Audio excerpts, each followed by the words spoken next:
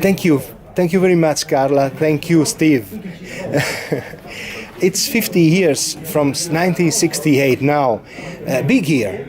Which kind of special memories, nostalgia perhaps, can you remember? And since then everything has changed. Which are the best fruit of that season? Well, that was an amazing time, 1968. In the United States in particular, it was a time when young people, and we were young people then, thought that anything was possible, that the world could change. And in the years that followed, we found that it was more difficult than we thought to make change. But even still, I think the world was a different place after the 1960s. In particular, in 1968 in the United States, everything was happening. The cities were burning. This was the year when people were in the streets shouting about their rights and about the possibilities for a better world. I think that all of what happened in 1968 had a profound effect on the course of history, but of course nothing ever goes entirely the way you expect. So now it's interesting now. Yeah. Possibly also musical fruits coming from that period that are still quite alive. What do you think about that? In those years, I think I was under the impression that it wasn't necessary to have chord changes in music, and we used to just begin to play without any clue, hoping for inspiration, and we called it freedom. And now we sort of like to have some order to what we do. I like to have a beginning and an end and a middle and various solos and, a certain amount of architecture during a piece of music. I don't like to leave it to chance. I would rather have it written in advance, because that's what I do anyway. I write music. Playing it is just something I do on the side for fun. Really, my job is to write the music. And which kind of secrets have your instruments for you now? Do they have still secrets? Perhaps it is better not knowing everything about them. You got that. It's got the secrets. The secrets, yeah. I think this is one of those situations where the more you learn, the more you realize you don't know so much. I think Carla in particular as a writer is discovering what instruments can do by her association with the players that she's, especially the players who have played in her band over the years. I've watched her writing evolve and change in response to the players who have come. And when she gets a player with a particularly strong voice, over a period of time she comes to understand that voice and to write specifically for that voice. And then naturally her idea of what's possible expands, it increases, right? Wow.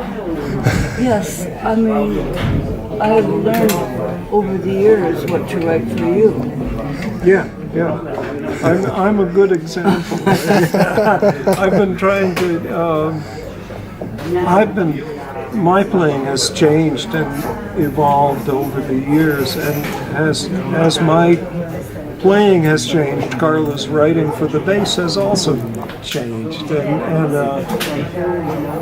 and that's what keeps it interesting. That's what keeps it engaging for all of us. Is we're responding to each other all the time. And we think we're getting better.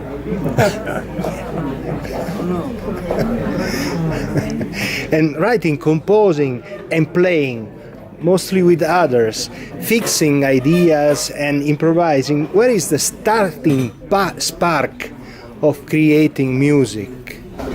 Well, I'll begin the answer. It seems to me that the start is in this head. I think that's what makes Carla's music so valuable, is that what she does is a service for the improviser. She gives the improviser something to use, she gives the improviser the spark. And the improviser gives me the spark back. I suppose that's true. It's a kind of circle, but I think it starts in this music, the music we're playing here. It really starts. It comes out of the pen to begin with. And this is for Carla. You directed several times big bands, a big challenge and a big flow of creativity. And how can you manage it usually? Which are the most important dynamics in this big effort?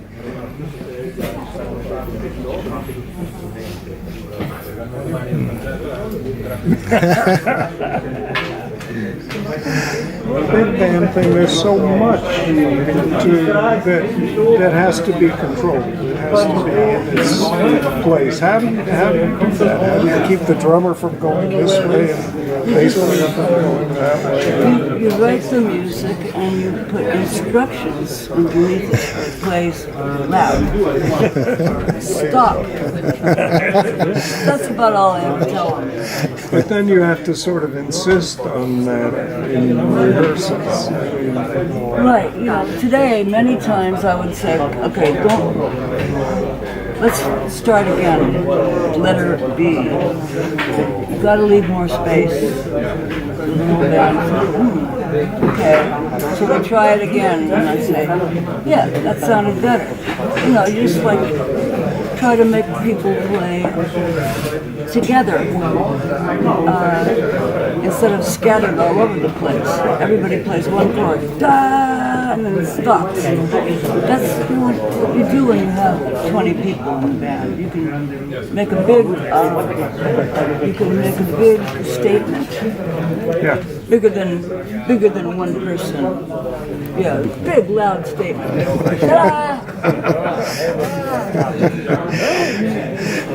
Several of your compositions has been played by other musicians. Did it happen that some of this interpretation has been surprising for you? Yeah, usually they play things much too soft and slow. I don't understand why. It is always surprising the way Carla's music sounds. She and I bring this music to various bands, to a variety of bands, and each band is unique, and this means that Carla has to very quickly see what it is about the band, this band, say, that what is the character of this band, and then to work with that. And this is all happening very quickly, all happening within 3 or 4 days, usually, in order to prepare for a concert. And I think the trick, something she does very, very well, is to listen to the character of the band, to the character of the soloists, and to use the strengths of the band to make a better music in the end, and not just simply to enforce the music that you've brought to the band. It has to go back and forth. When you see things from a certain perspective, you can try to understand which specific step has been a real cornerstone.